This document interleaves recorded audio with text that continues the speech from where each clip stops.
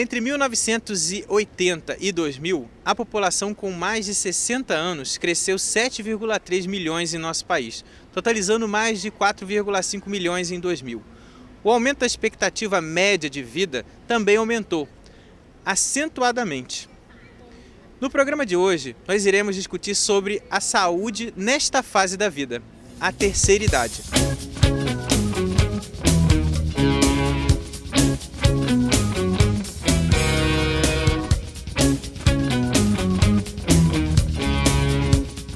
Segundo o censo 2010, a expectativa de vida do brasileiro é de 73,1 anos.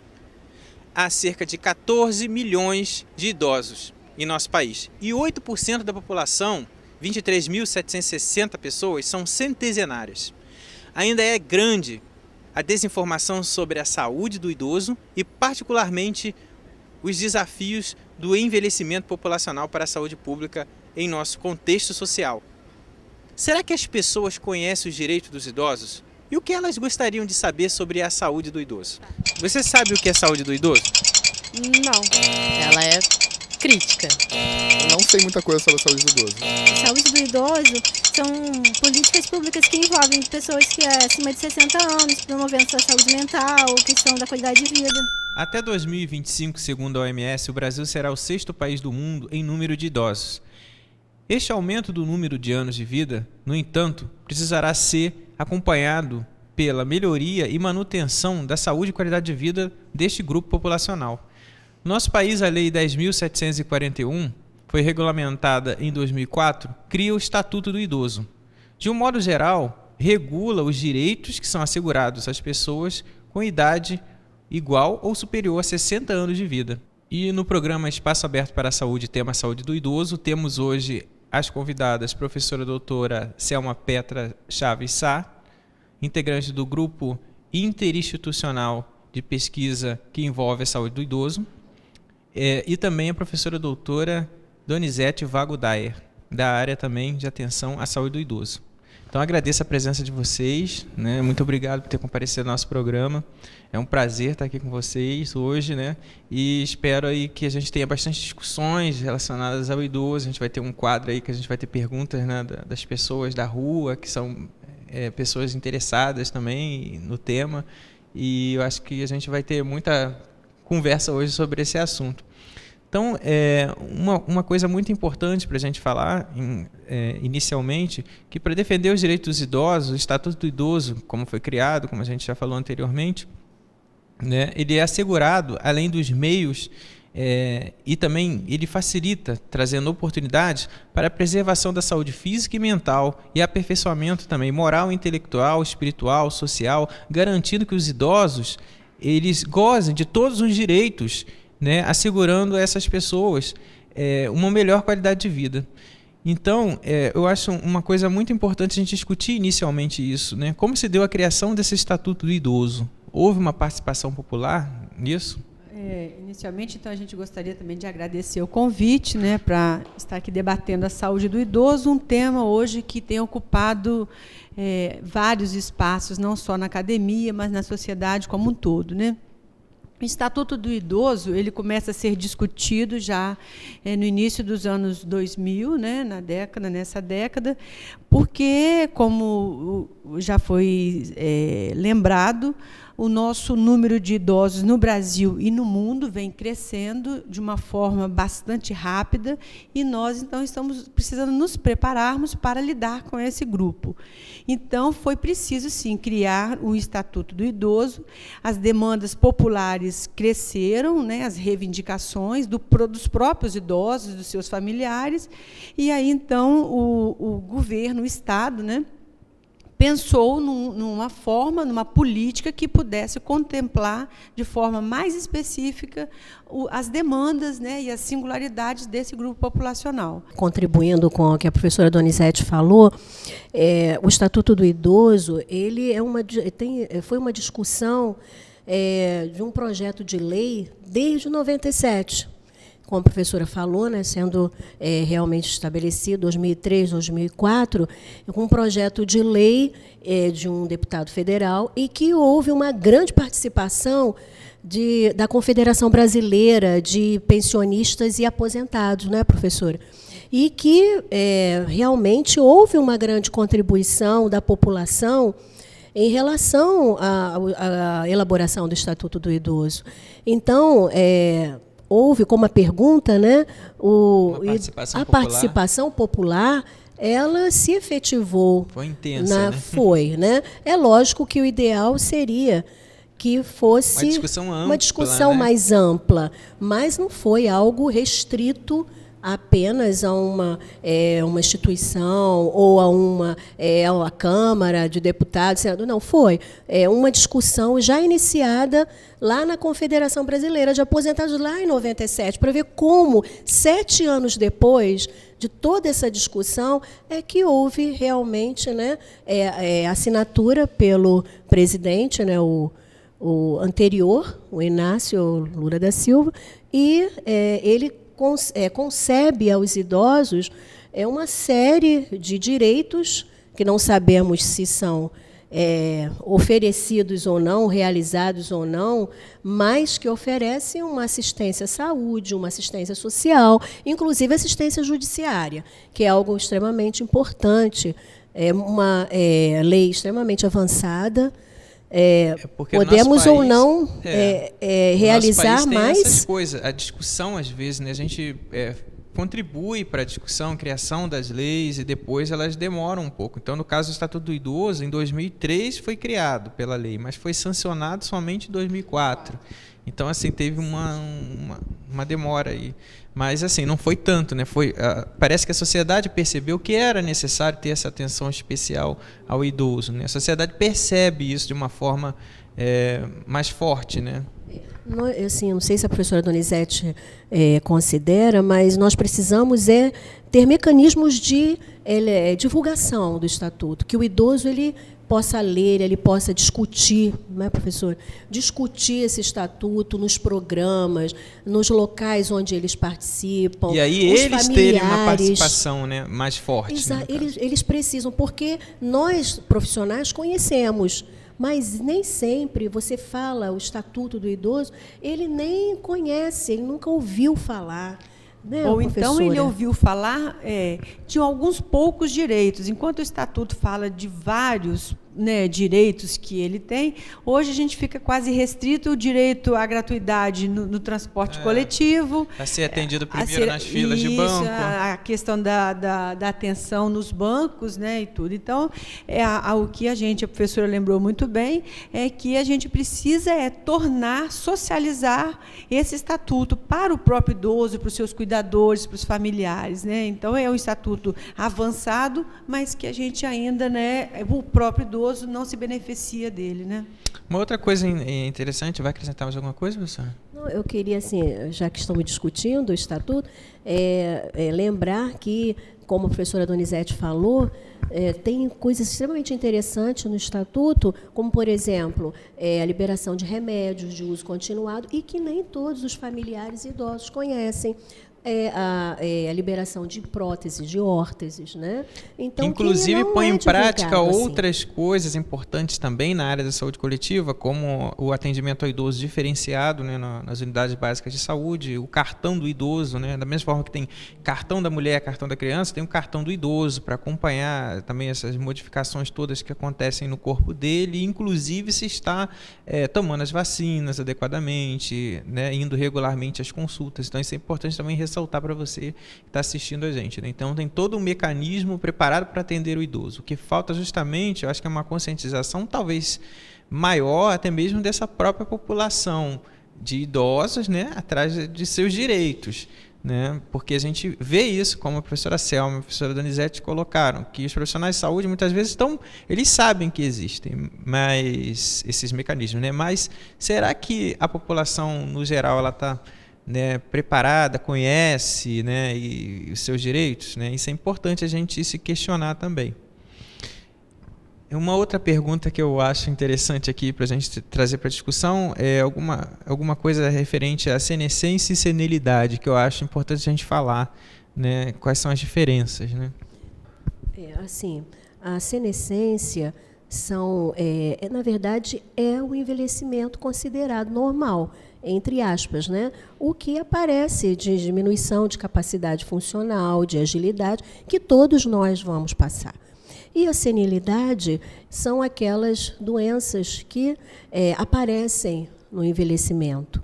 Então, essa é a grande diferença. Então, podemos dizer, a senescência é um envelhecimento que acontece em todo ser vivo. Naturalmente. Em que algo natural.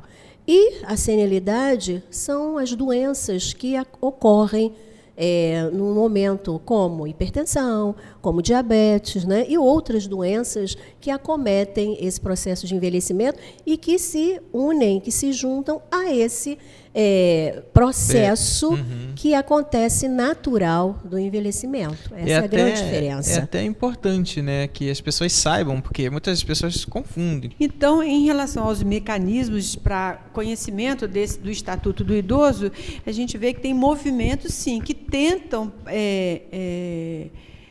orientar esse usuário idoso com relação aos seus direitos, mas são ainda muito tímidos, são movimentos tímidos, feitos de maneira, às vezes, pontuais, e que, às vezes, nós acreditamos que precisaria ser muito mais agressivos, muito mais campanhas, né, para que esse indivíduo realmente passasse a dominar esse estatuto, a conhecer. Claro que nos meios eles estão disponibilizados, né? Na internet ele está disponibilizado, a gente já tem a cartilha do idoso, né, professora?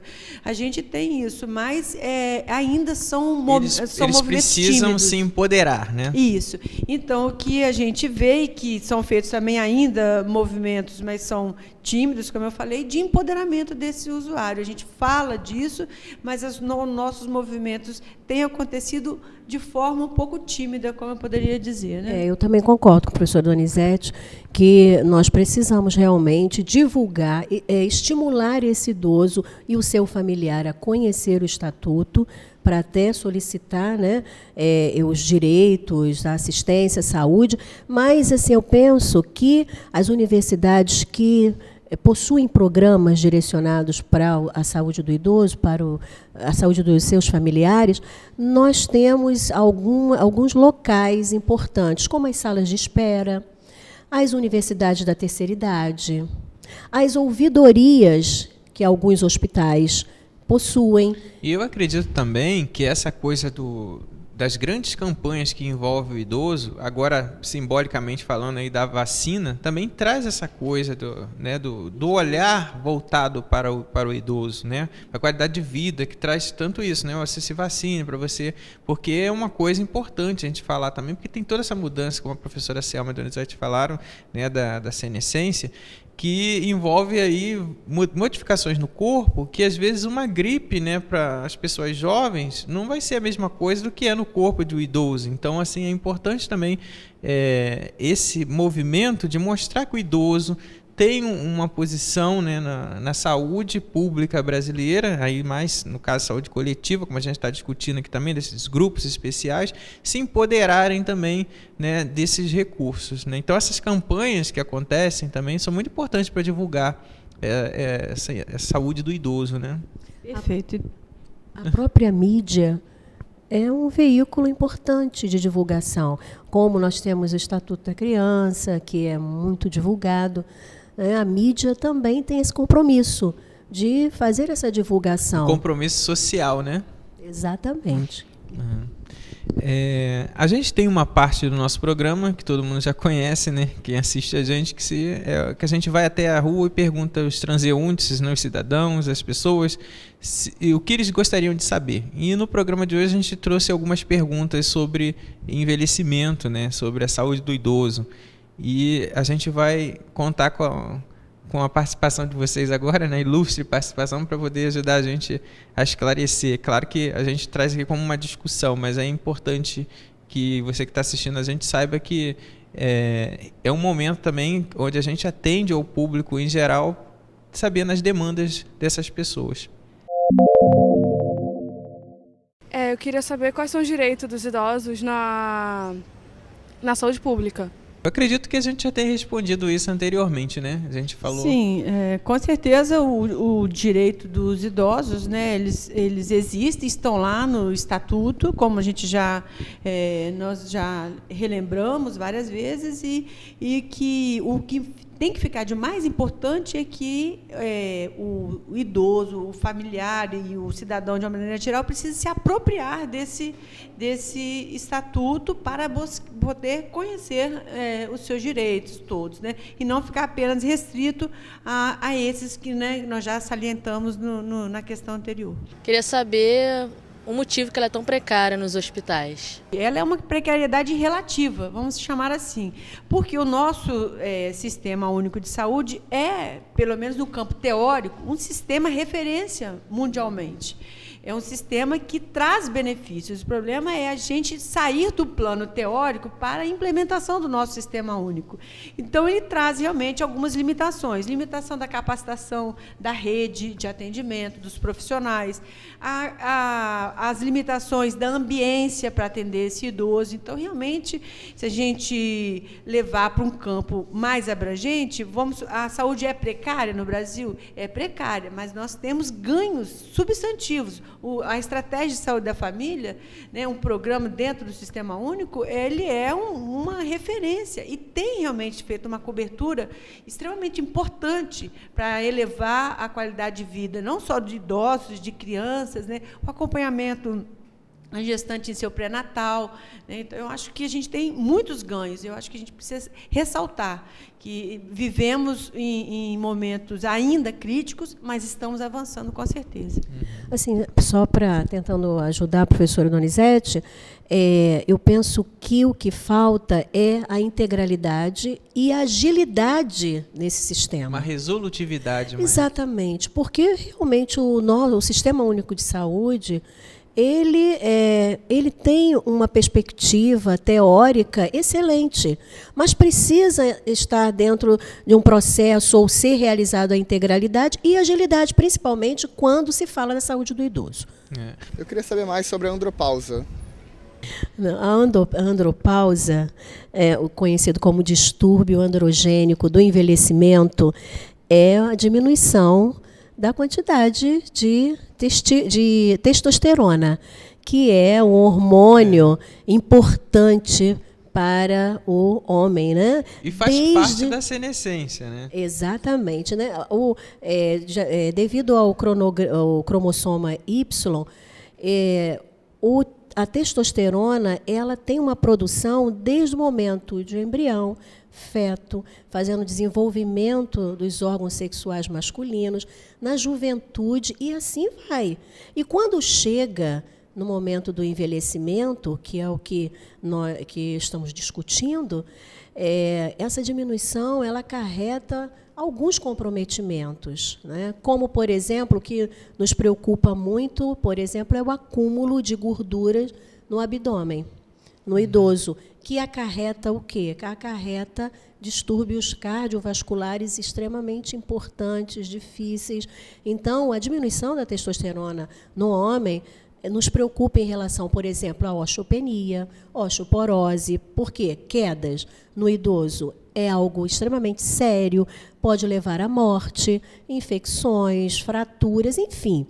Então, a testosterona é um hormônio de proteção, que leva à diminuição do libido, que leva à impotência, mas que no idoso a grande preocupação são essas doenças que ocorrem devido a essa diminuição da testosterona. E completando, eu gostaria de lembrar que essa redução da produção de testosterona ela é muito lenta. E a fase reprodutiva do homem, ela pode permanecer inalterada até os 90 anos. A gente vê casos, né? Exato. Então, a gente vê que é uma diminuição muito lenta e todas as vezes os comprometimentos, como a professora Selma lembrou, da própria libido, da ejaculação precoce ou de uma involução do processo ejaculatório, ou o que pode estar acontecendo é muito mais ligados a fatores socioculturais do que propriamente orgânico. Eu gostaria de saber como é que o ambiente influencia a questão do envelhecimento. a gente já tocou isso também, o ambiente tanto pode ser produtor de saúde, né, de bem-estar, de qualidade de vida, quanto ele pode ser um meio estressor de adoecimento, né? Hoje a gente já tem várias síndromes ligadas, né, e agravos à saúde ligados ao meio ambiente, né? Então, por exemplo, conflitos intergeracionais na família pode provocar realmente quadros de melancolia nos idosos, quadros até que podem caminhar para quadros de adoecimento de depressão, né?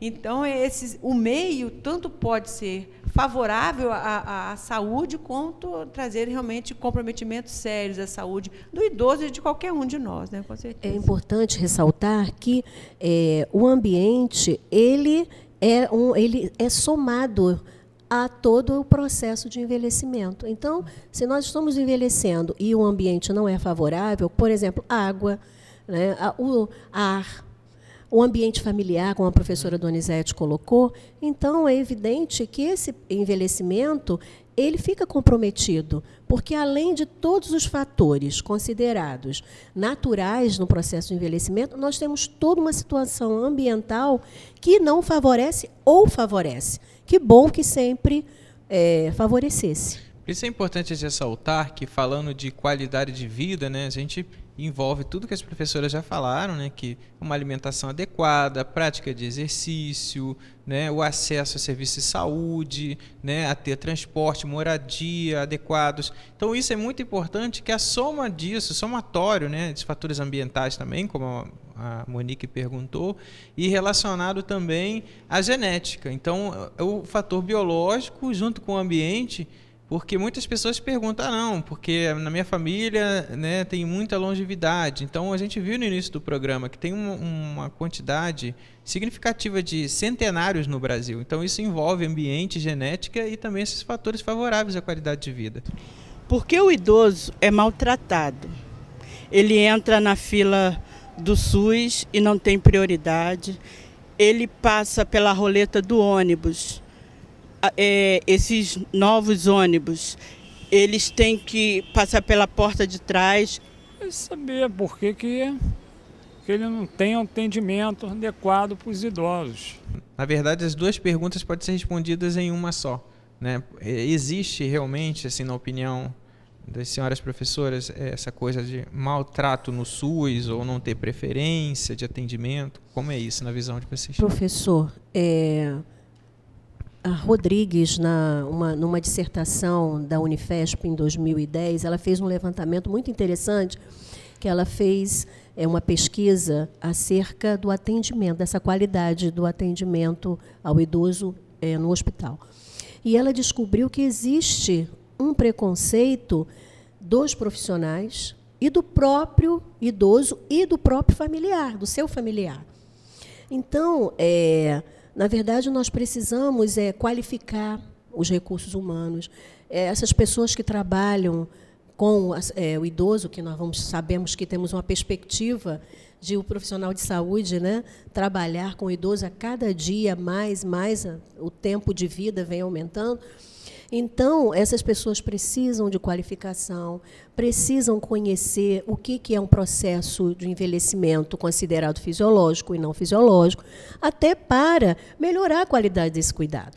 Então, eu penso que nós não podemos penalizar os profissionais, os familiares e o próprio idoso. Eles precisam de esclarecimento para que essa situação seja melhorada, seja revista, seja repensada. Uma sensibilização da comunidade no geral, né? Porque imagine se a gente chegar a 2025, como a gente começou falando no início do programa, com tantos idosos e a população não tenha sido ainda sensibilizada, e os profissionais de saúde também capacitados, né, adequadamente para atender esses idosos, vai ser um grande desafio, né? Professora Donizete. Eu acho que a professora Selma colocou muito bem. E lembrar que não há, acho que a gente não tem dados estatísticos que dizem assim, há maltratos, né, mal acolhido.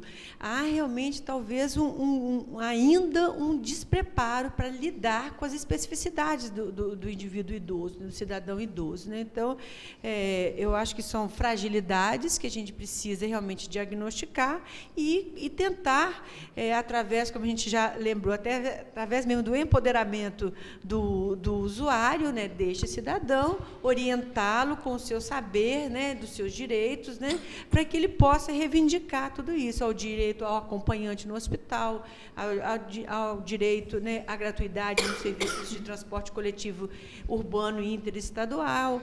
A gente tem vários direitos, né, que eles precisam realmente ser, esse saber, chegar até eles para que eles possam realmente reivindicar. Agora, ela me fala de uma gratuidade, né? Assim, isso, por que não há gratuidade? Também, né? Muitas vezes não é respeitado isso. O respeito, exato. O que também é muito frágil no Brasil é a questão da fiscalização, né? Do direito do outro, do nosso direito, não só do idoso. Né? Nós, às vezes, desconhecemos e, por isso, podemos cobrar muito pouco. Então, eu acho que essa questão de empoderar, ou seja, transmitir saberes, né? Que esse idoso tem, que nós todos, cidadãos brasileiros, temos em relação à saúde, em relação a todos os nossos outros direitos, né, para que a gente possa realmente reivindicar. Então, às vezes, é comum, às vezes a gente até vê o idoso tentando acessar um transporte coletivo e o motorista não, né, respeita e não, né, não acolhe esse idoso, e assim é no hospital e tudo. Então, eu acho que só vamos vencer se a gente realmente tornar o estatuto, chegar ao idoso, ao seu familiar e tudo. Então, esse eu acho que é o nosso grande desafio, né? Na verdade, seria empoderar essa população, né? Capacitar os profissionais e também, como a professora Donizete lembra agora, uma fiscalização maior, né, e adequada para poder combater esse tipo de denúncia, na verdade, que a gente vê, né, muitas vezes na mídia aí, e também a população necessita também desse atendimento específico. Então, eu acho muito relevante a gente ter discutido hoje, né, nesse programa Espaço Aberto para a Saúde, que foi o tema idoso, né, e eu agradeço a participação da professora Selma e da professora Donizete. Então, esse foi mais um Espaço Aberto para a Saúde. Muito obrigado pela sua audiência. Até o próximo.